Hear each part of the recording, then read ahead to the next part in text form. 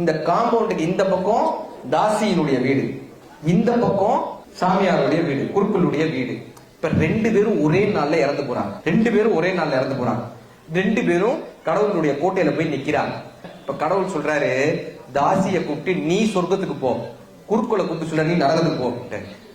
ஏங்க ஒரே அட்ரஸ் இருக்கிறதுனால மாத்தி போட்டீங்க, நான் தாங்க உங்களுக்கு தினம் பூஜை பண்ணிட்டு இருந்தேன், நீங்க அட்ரஸ் மாத்திட்டீங்க, ஒரே வீட்டுல இருந்ததுனால அட்ரஸ் மாத்திட்டீங்க, நான் தான் பூஜை பண்ணது, நான் தான் குருக்கள், அவதான் பாவ தொழில் செஞ்சுட்டு இருந்தது, பாவ தொழில் செஞ்சு அவதான் நரகத்துக்கு போனோம், நான் தான் நம்ம உங்களுக்கு பூஜை பண்ணிட்டு இருந்தேன், நான் தான் வந்து சொர்க்கத்துக்கு போனோம், நீங்க தப்பா ஜட்ஜ்மெண்ட் கொடுத்துட்டீங்கன்னு குருக்கள் வாதாடுறாரு. இப்ப அவருக்கு பெருமாள் சொன்னாராங்க, அப்படி கிடையாதுப்பா, ரெண்டு பேரும் ஒரே காம்பவுண்ட்ல தான் இருந்தீங்க, இப்ப அவ பாவ தொழில் செஞ்சுட்டு இருந்தா கூட அங்க நீ பூஜை பண்ணுவீங்கல்ல, மணி ஆட்டுவீங்க இல்ல, மணி சத்தம் கேட்கும் போது அங்க பூஜை நடக்குது, பெருமாளுக்கான அபிஷேகம் நடக்குது, பெருமாளுக்கு ஆராதனை நடக்குது, பெருமாளினுடைய பஜனைகள் நடக்குது, பெருமாளினுடைய பூஜைகள் நடக்குதுன்னு அவ பாவ தொழில் செய்து கொண்டிருந்தாலும் கூட எண்ணத்தில் அவள் என்னுடைய பாதத்திலே இருந்தா.